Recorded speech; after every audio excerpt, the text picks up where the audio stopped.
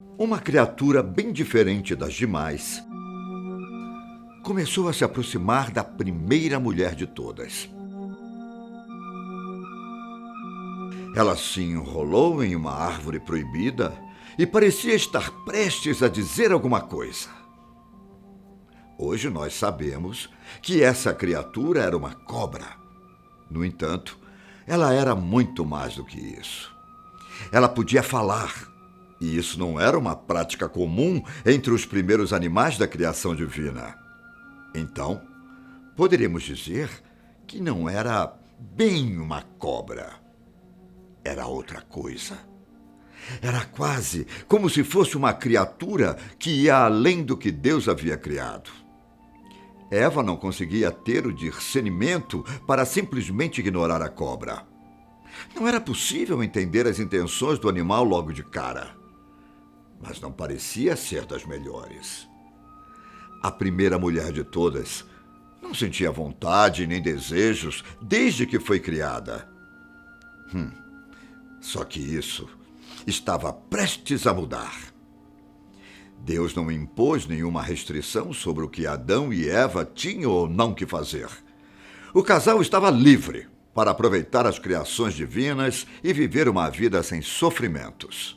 O Jardim do Éden seria o lar dos dois, onde formariam a primeira família de todas. Não é uma coisa bonita de se imaginar? No entanto, Deus só pediu uma coisa. Adão e Eva não poderiam comer os frutos da árvore do conhecimento do bem e do mal. Era um simples pedido, mas significava muita coisa. Deus tinha a intenção de testar o primeiro casal de todos os tempos, no sentido de nutrir uma confiança desejada. Aos poucos, o livre-arbítrio começava a dar as suas caras. Assim como as consequências das escolhas humanas.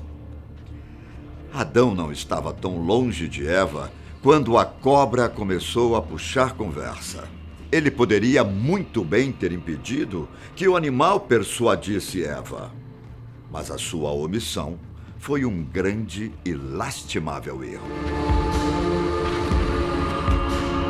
A cobra tinha o propósito de convencer Eva a cometer o primeiro pecado da humanidade. Eva, você sabe por que Deus não quer que você coma os frutos dessa árvore?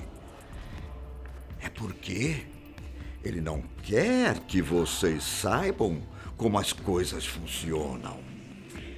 Sabia que se você comer um dos frutos, você pode se tornar tão poderosa quanto Deus?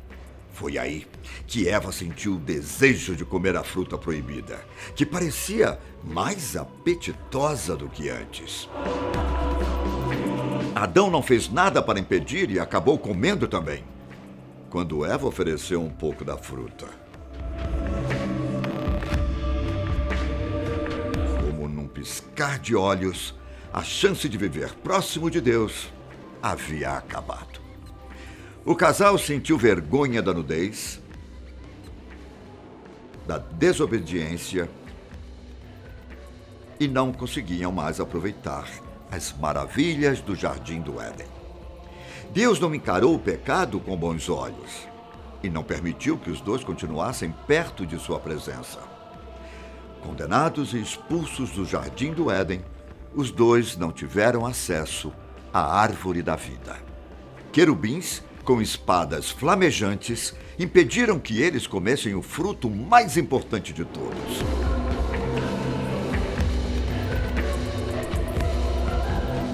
Assim, Adão e Eva estavam predestinados a morrer, sem chance de vida eterna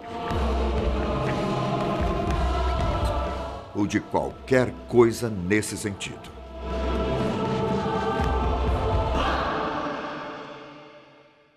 A gente conhece um pouco dessa história, né? Mas você já se perguntou Como seria o mundo se Adão e Eva não tivessem comido o fruto proibido? A Bíblia não nos dá essa resposta diretamente. Afinal, as Escrituras Sagradas não se preocupam com o que poderia ter acontecido. Somente dão lugar ao que já aconteceu e não pode ser mudado. Mas a gente pode imaginar uma situação paralela. Uma situação em que o primeiro casal não tivesse cedido à tentação da cobra maldita. O que a gente sabe é que o conceito de morte não era discutido antes do primeiro pecado de todos. Então, caso a cobra falhasse na tentativa de corromper Adão e Eva, não haveria a possibilidade de imaginarmos a morte da carne. Só que a cobra era apenas um receptáculo de Satanás. A criatura diabólica estava em conflito direto com Deus. Ou seja, o teste com a fruta proibida poderia ser o primeiro de muitos. Satanás poderia reaparecer sob a forma de outros animais e a história tomaria um rumo diferente. Você acha que Adão e Eva sempre escolheriam desobedecer à vontade divina, mesmo que passassem no teste da árvore do conhecimento?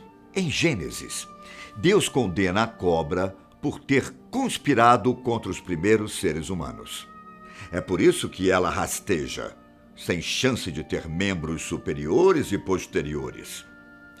Com o tempo, ao Satanás usar outros animais como receptáculos, eles também poderiam sofrer mudanças no corpo. A gente poderia ter novas espécies de animais e uma nova visão da natureza? Olha, é claro que eu estou supondo uma situação que não aconteceu, mas é interessante imaginar como seria.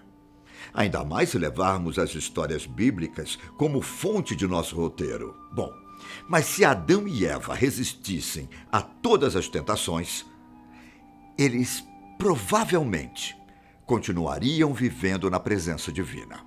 Afinal, todos os elementos do Jardim do Éden foram plantados por Deus. Todas as árvores, todas as flores, tudo. Então, pelo visto, Deus tinha um plano maior para Adão e Eva. Eles povoariam a terra com filhos e sem nenhum vestígio de pecado.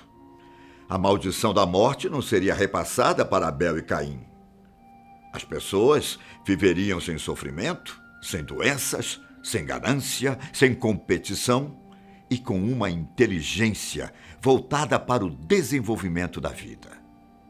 A tecnologia alcançaria um patamar que nunca foi imaginado, numa direção oposta ao que criamos com as armas nucleares.